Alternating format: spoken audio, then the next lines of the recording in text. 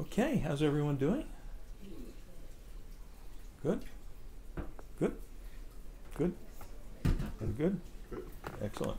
Any questions or comments about that?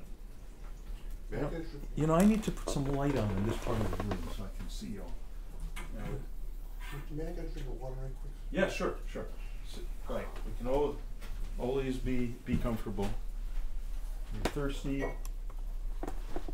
get water. Also, by the way, for the couple of new people, the bathroom is the first door on the right past the kitchen. So anytime you want. Yes, Lori. What if you have trouble like silencing your mind or just quieting your thoughts? Like it's overactive and you just want to like shut up the voices and just not hear anything. Like, right. Just totally go like blank, you know? Yeah. There's a way to do. Is that possible? Yeah, it's called sleep. Oh. Yeah, and sleep's very important. Sleep serves that function. It's lovely to have everything just get blank for a while. That's not what this is. Okay, and again, that's the big misconception about meditation that I was talking about before. People think, okay, we're going to make the mind blank. Even if we could do that, it would not be very useful. Oh, I see. Because I just want to be clear about why that is. We say, okay, I can make the mind. The reason we want them to make the mind blank is we want peace, right? We want to be. You get tired of, as you say, whatever the voices in your head, all this stuff, all the reading the news about our crazy world. And serenity, and just not that like constant like. Exactly. So we want blah, you know? Right. We want tranquility and serenity beyond all the blah blah blah. So the thought is, okay, I need to silence all the blah blah blah. The problem is, even if we could do that, so we sit here for whatever 20 minutes and we have the silence, no blah blah blah. Then the minute we open our eyes, we'd be back to the same old, same old. So it would not be a useful exercise. What would be useful, and in fact what we're doing here, is we're finding how to find that place of peace, even with the blah blah blah going on. Because then when we open our eyes, it sure as hell still going to be there. So that's a much more significant accomplishment. Okay, so the main thing is, you used a word a minute ago. You said when the mind is overactive. Mm-hmm. All right. Can you see that built into that word overactive? There's an assumption. The assumption is there's a certain amount of active that it's okay for my mind to be, and that if it's more active than that, that's somehow a bad thing. I don't like it. Just like a motor mouth or a blabbermouth. Yeah. Well, that's not good. It's okay. It's okay. What it's like. And some of you have heard this before. Me too. It's like, think of the surface of the ocean. Like if we're looking at the surface of the ocean, we say, I want peace. This ocean is overactive. There's all these waves here. How can I get serenity? I want a serene ocean. So we think, okay, I'll take some paddle and wham, wham, wham, wham, wham. I'm going to flatten out all the waves, make the ocean serene. Does that work? No, you just stir up the water more, and there's just way too many waves for you to deal with, and you just stir it upwards.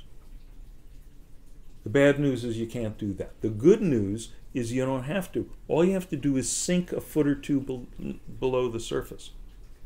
A foot or two below the surface, the water is always silent. The water is always silent. And what that is, in our case, that's the awareness that underlies all the thinking and all the perceiving, all the sensations. See, the mistake that people make is they think, and exactly what you were saying, oh, I want to silence my mind. The nature of the mind is to have thoughts. Silence doesn't happen on the level of the mind, it happens on the level of awareness. That's a different thing. Mind is the thinking capacity. Just like remember the exercise we did, the little exploration we did before we closed our eyes? Okay? We look to the left, we're aware of this stuff. Look to the right, we're aware of totally different stuff. In either case, we're aware. Okay? Now, let's do a variation on that. Please pull your shoulders up. Scrunch your shoulders up in a really awkward, uncomfortable position. Okay? Are you aware of that awkward, uncomfortable position? Sure. Okay? Now drop them. Say, oh, this is a nice, mellow, comfortable position. Are you aware of that? Yeah.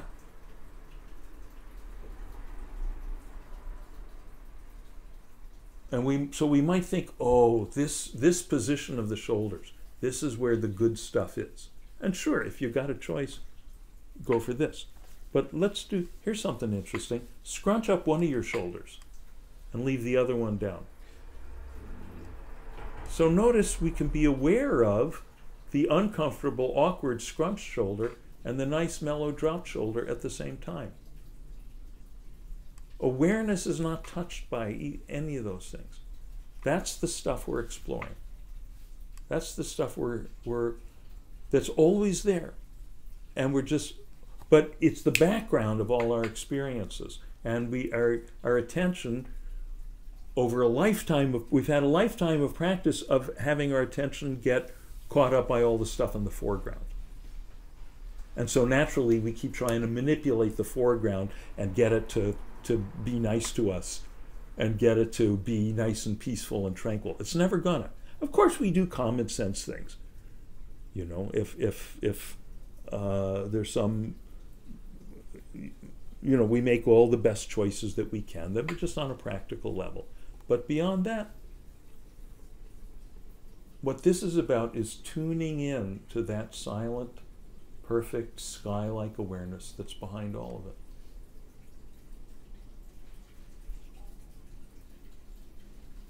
And the way to do it is just, okay, notice I'm aware, stuff comes and goes within the awareness. Sit comfortably, close the eyes, and just rest as awareness. The three words that sum up the practice. Rest as awareness. Notice I'm already this open space of awareness. Just rest there. Anytime I'm getting caught up in something, resisting something, relax my grip on that, relax back into this open space-like, sky-like awareness. And then, naturally, the natural gravitation of the mind toward peace, toward happiness, toward joy, fulfillment, that gravity pulls us down. The attention settles there automatically. We can't make it settle. The more you try to make it settle, the more you just stir things up.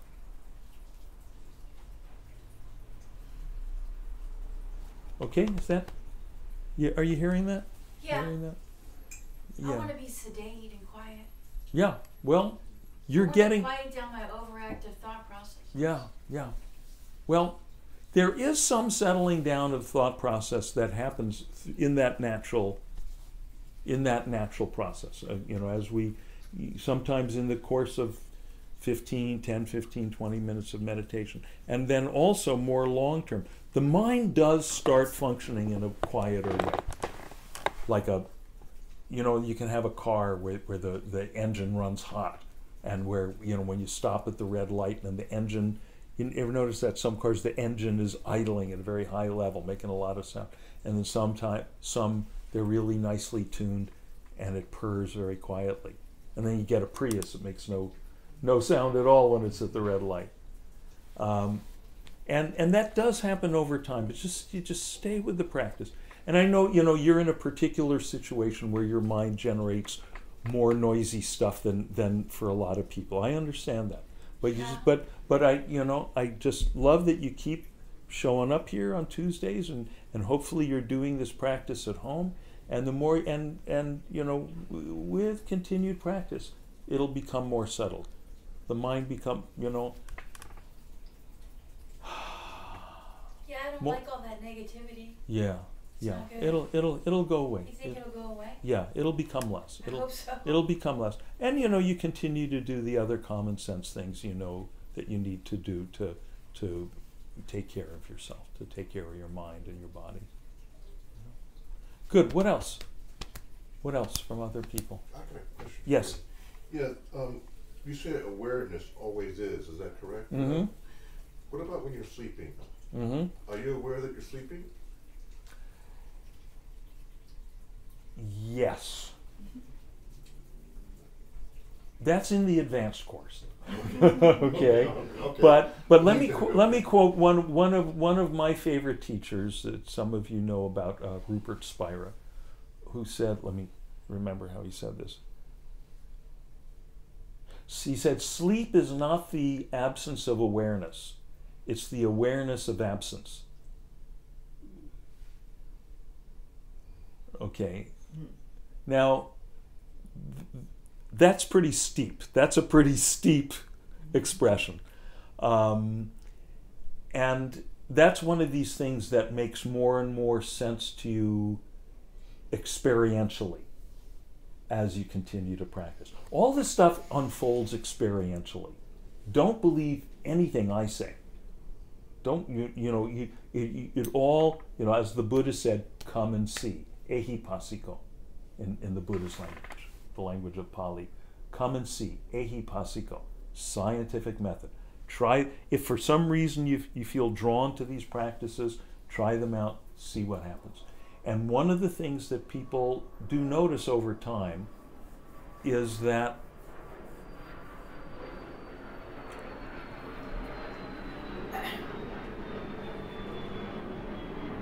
by the way, they're going to be shortening that runway at Santa Monica Airport a mile or two from here. I think the work is going to start later this month. And I'm told that once they shorten the airport, the jets won't be able to take off from here anymore.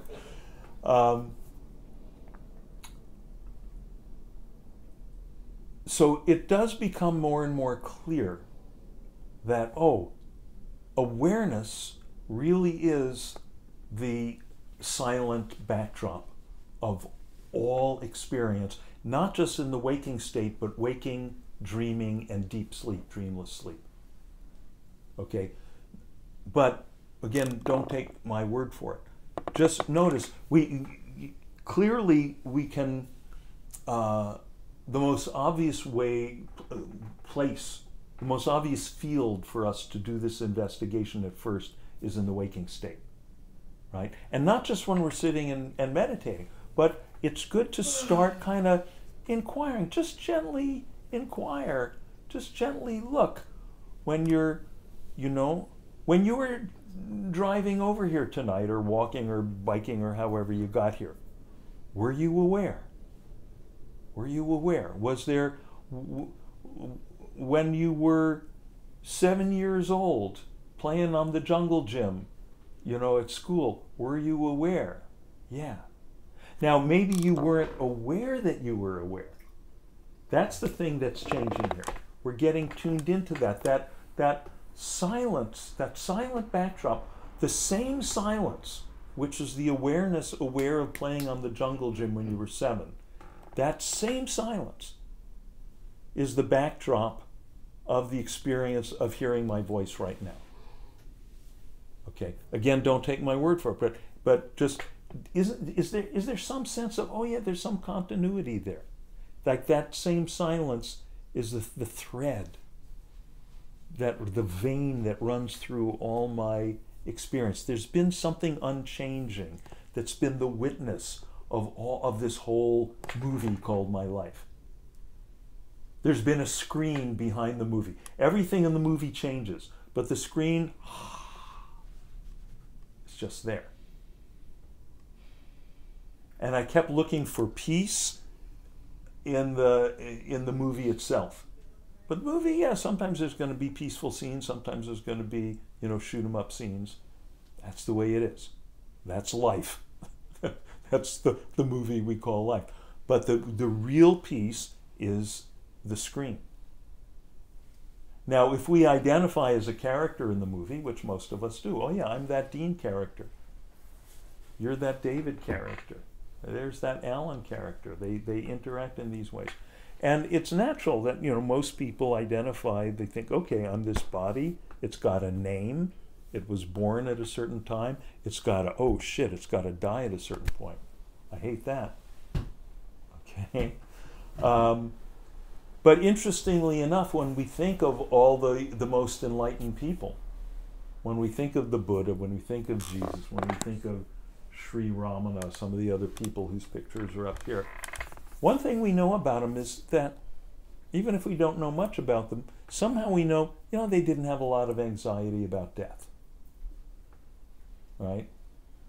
And we even have stories, Socrates going very placidly to it. If you read about the trial of Socrates, and then he was ordered to drink this poison, drink the hemlock, and his disciples are all, maybe you've seen the painting, the famous painting by the French painter David. All the disciples of Socrates are around him weeping, and the story is one of them got a plan for him to escape so he wouldn't have to drink the poison. And Socrates is sitting there, good philosopher to the end. He's like this, making one last point. And his last point was, no, I'm cool with it. Basic. He said it in slightly more elegant language. But like the Buddha, everything's enlightened just as it is. Everything's fine. Because I'm not this thing. I'm not this hunk of meat. I'm this awareness that's aware of it all. Jesus put it a different way. He said, I and the Father are one. Right? I, the apparent separate self that has a name and a body and thoughts and feelings and history, plans, all that. Yeah, that's fine for that to be here. But that and this source, what's the source of it all? What's the source of it all? The source of everything that happens in the movie is the screen. Right? And more we discover, I and the Father are one. Where is, if we're thinking of a screen, let's not say a movie screen, actually a computer screen or a TV screen works better in this metaphor. Right? Where is the picture separate from the screen? Separate from the screen. It doesn't exist. It has no existence. Right? Or we think of, let's say, objects made of metal, whatever kind of metal this is. Let's say it's brass. I don't know what it is. We can have, and so we look at this, and we don't initially see brass. We see bowl. That becomes its identity for us. Bowl, and it has certain function that you can put stuff in it, or you can hit it and make a sound, whatever. Okay? So we can have this object made of brass. And we can have another object. We could have a ring made of brass. And they look like totally separate things. Because the shape and the function and the history, oh yeah, I got this ring when I got married and blah, blah, blah, that dominates. But if we look more closely in and we go, oh, this is brass appearing as a bowl in the shape and the function of a bowl, and this is brass appearing in the shape and the function of a ring. But it's all brass. The bowl and its metal are one. The ring and its metal are one. I and the Father are one. The separate, apparent separate self and the awareness are one. So that becomes clearer. And it's cool that we get that one thing that happens, getting back to your actual question, is that sleep becomes less of a blank and more of, because as we were saying before, talking with Lori, it's lovely that we get this, we all say, oh, I want peace of mind. And we get that for 7-8 hours a night, but we don't experience it because we're conked out. So if we could be more awake, like a little light in that cave, so to speak, to experience that, then that's lovely. Would there be lucid dreaming? Any kind of dreaming is now a more active state. But When you're aware, but we do become, yes, and that's another thing that happens. We become more aware in, as I said, waking, sleeping, deep sleep, dreamless sleep, and also dreaming. the ancient yogis of India cataloged these states of awareness. They said usually there's three states: waking, dreaming, deep sleep, and then the fourth one, which they called turiya, which means fourth one. And that what happens, they set this out very clearly. We can make like a chart. Down one side we could say, okay, states of consciousness: waking, dreaming, sleeping, the fourth one. And then we could chart them according to the two elements that could be present or absent in any state, which is alertness and restfulness. Okay? In the waking state, is the mind alert? Sure. Is it at rest? No. It's alert, but it's active. Okay? In the dream state, is the mind alert? No, not really. Is it active? Yeah. Having all kinds of adventures. In the sleep state, is the mind alert? No, it's conked out. Is it at rest? Yeah. It's at rest, but because it's conked out, we don't get to experience the rest. Now, mathematically, that leaves one more possibility. The mind is alert, yet at rest. That's turiya, that's the fourth one. The mind is alert to experience its restfulness, its silence. So when the physiologists started systematically investigating meditation in the late 60s, early 70s, and they started publishing papers about what they found. They described, okay, we took the people in the lab, we hooked them up to the EEG, we hooked them up, we analyzed what's going on in there with their blood, the chemicals in their blood, with their breathing, their metabolism. And what they established was this is a wakeful hypometabolic state. Hypometabolic means not just the mind, the body, the whole system is more at rest, and yet there's alertness, awakeness to experience it. So yes, the dreaming becomes more lucid, everything becomes more lucid.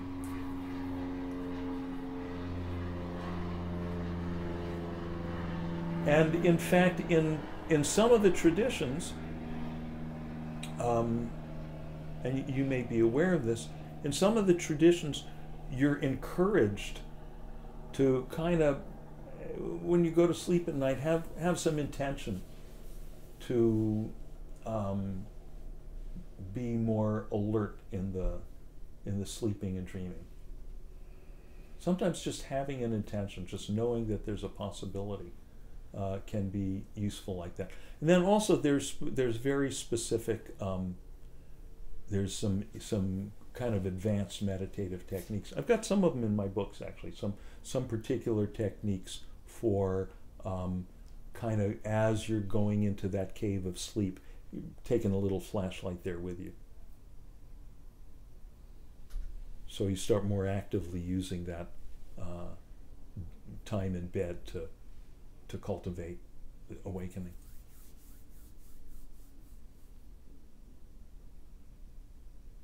What else?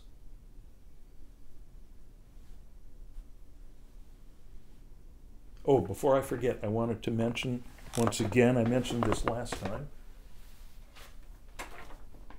Amaji is going to be in town, the hugging guru. Okay, yeah. So for some people, this is going to be a thing you're going to be interested. Some people will have no interest whatsoever. Perfect either way. But Yafa and I went to her ashram in Kerala province in southern India and got hugged. Some people's experience is, that hug was just transcendental. It was life-changing. And some people, boom, hug. It's a nice hug. Hug's always nice. I kind of think of it as like, I'm always saying about meditation, don't worry about what your experience was. Don't get too hung up on, that was a really good, clear, deep meditation. Oh, that was a shallow. Either something good is happening. I think anytime you get a chance to encounter someone who is, really awake, and have some in whether they do it through hugging, whether through talking, whether through just being there silently. That's a good thing. So if you're interested, she's going to be here in LA, June 16th through 18th. You can go to, and she's going elsewhere in the U.S. As well. For those of you elsewhere in YouTube land, go to amma.org. That's AMMA.org, and you can check it out. So here she's going to be free public programs. June 16th, June 17th, June 18th. Where? LAX Hilton. Okay. LAX Hilton, yeah, it's here somewhere. So amma.org if you're interested.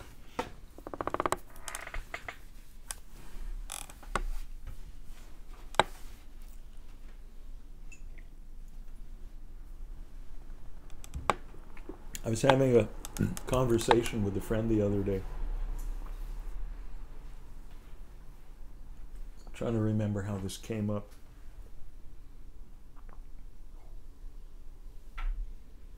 I don't remember. But we kind of, in our conversation, we were having breakfast or something. And I think he was talking about some experience of this kind of this settling and opening into the silence and the vastness, so to speak, of awareness. That word "vast" is a little bit problematic. It's vast is a good word in that it's not our usual limitedness. It's not our usual constrictedness. But vast can sound like, oh, great, big, big, big, and it's not big. It's not small. It's sizeless, transcendent. In any case, my friend was talking about having some experience of that in the context of some religious practice. I think maybe taking communion or something. And he was asking about just trying to relate that to what happens in meditation, where we experience that, beyond time, beyond space, beyond limitation, with greater or lesser degree of clarity. And we have that with no particular context, just sitting down and closing the eyes. And what I came up with was that I said, doing it this way, this meditation, this is like having your drink straight up, right? It's like, and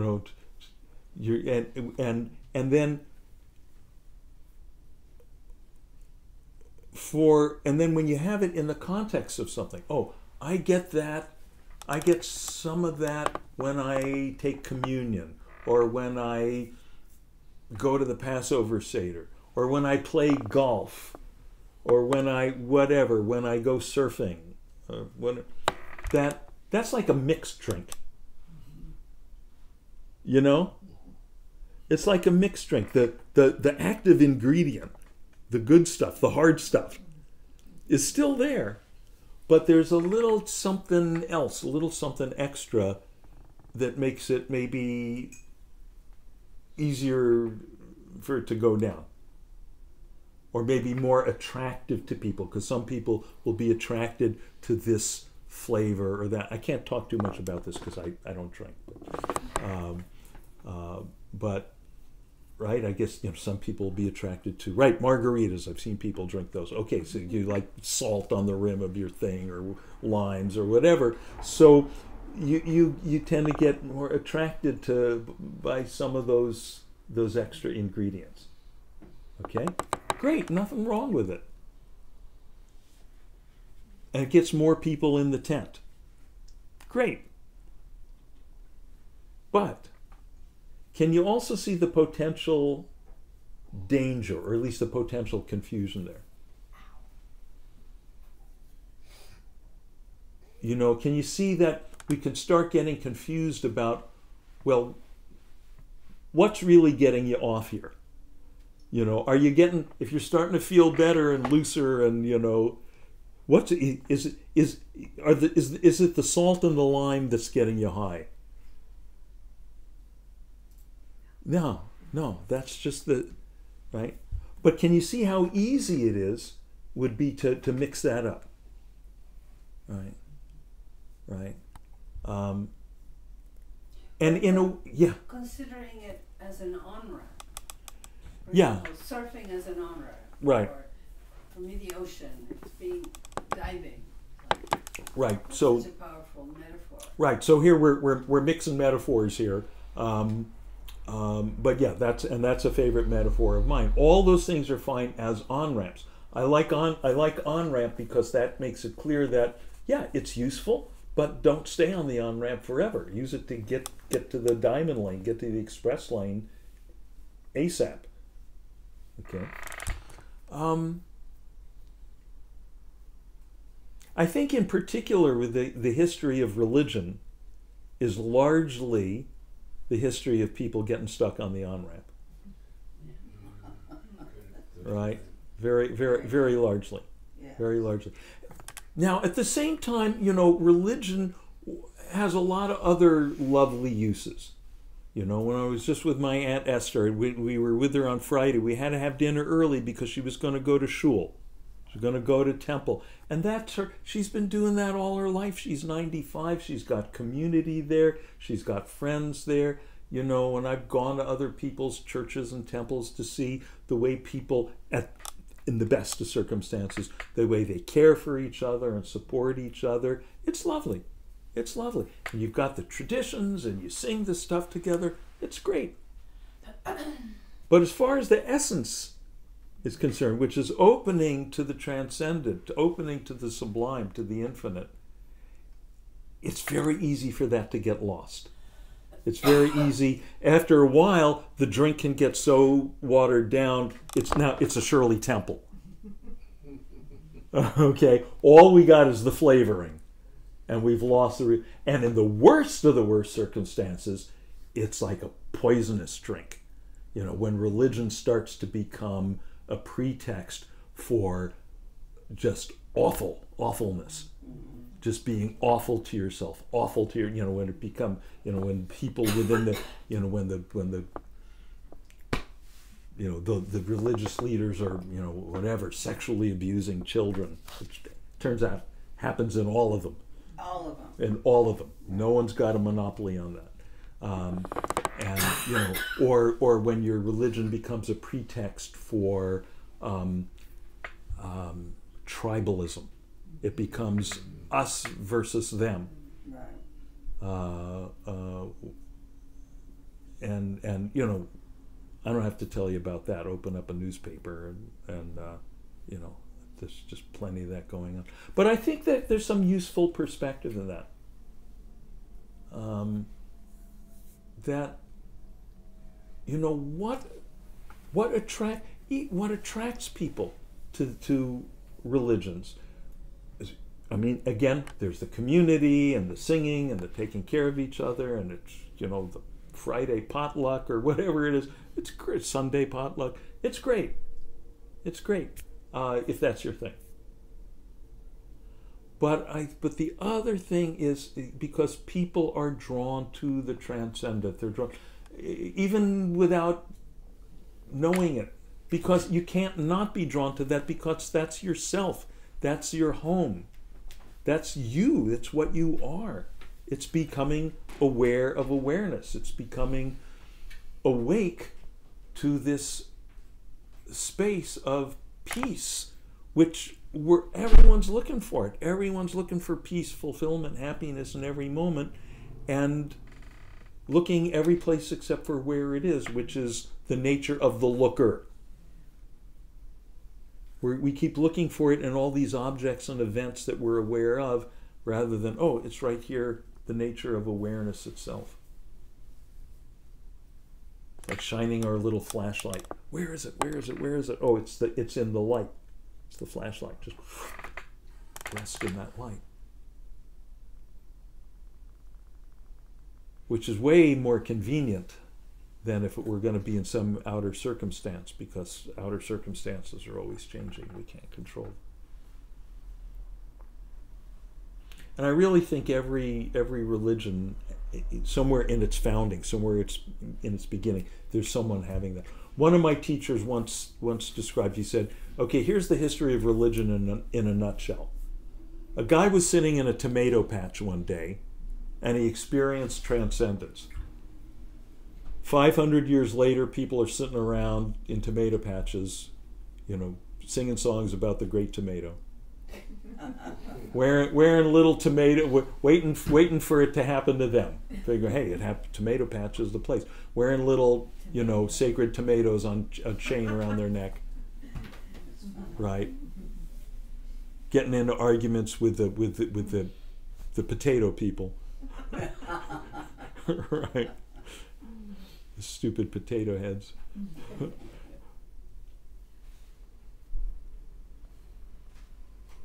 But the lovely thing is, it doesn't have to be either or. You know, for people who enjoy a religion, enjoy the community and the songs and the traditions, you add this ingredient, and you know, that's why I can go to anybody's church, and I'm listening to the hymns, and sometimes I'll look around and go, God, do they hear these words? Do they hear what they're singing? This is very cool. This is very cool what they're saying. God is right here among us. God, right? Do they? The kingdom of heaven is within you. Do they hear what they're saying? You know, because I'm experiencing that. It makes perfect sense to me. So, you know, I've been going on these retreats for most of my life, and a lot of them will be, they'll rent a facility, and often they're Catholic retreat centers.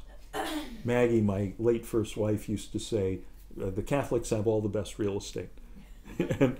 and some of them, they'll be like monks, Catholic monks who are in residence there all the time. And they always love it when we come there. And sometimes they'll sit there and meditate with us, and they'll I remember at the end of one retreat, it was a month retreat, with this Buddhist group that I was connected with at the time.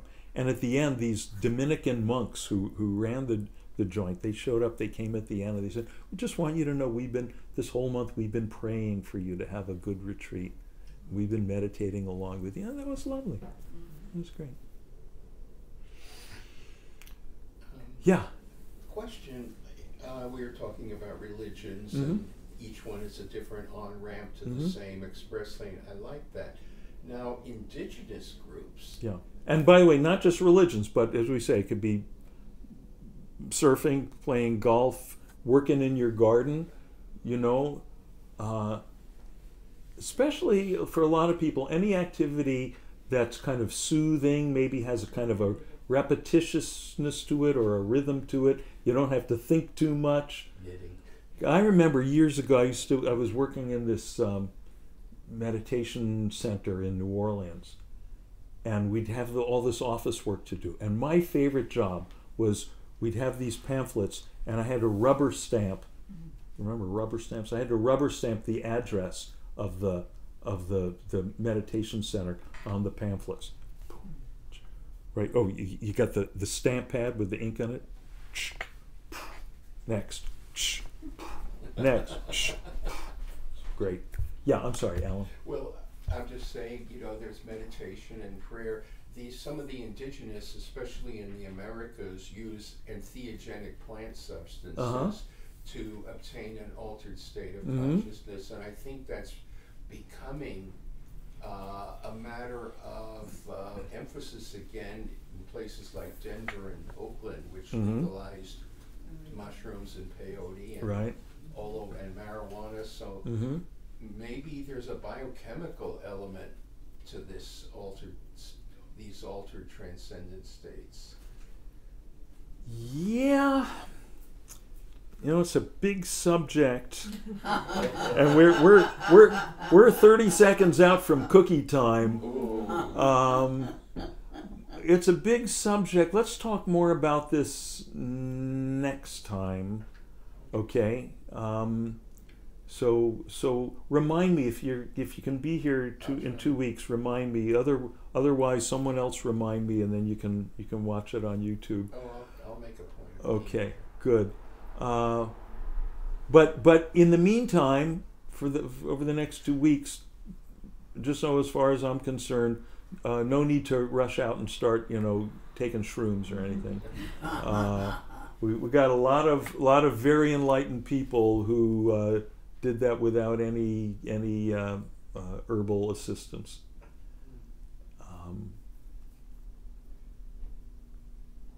Which I'm just curious. I've never had shrooms, and I'd like to try.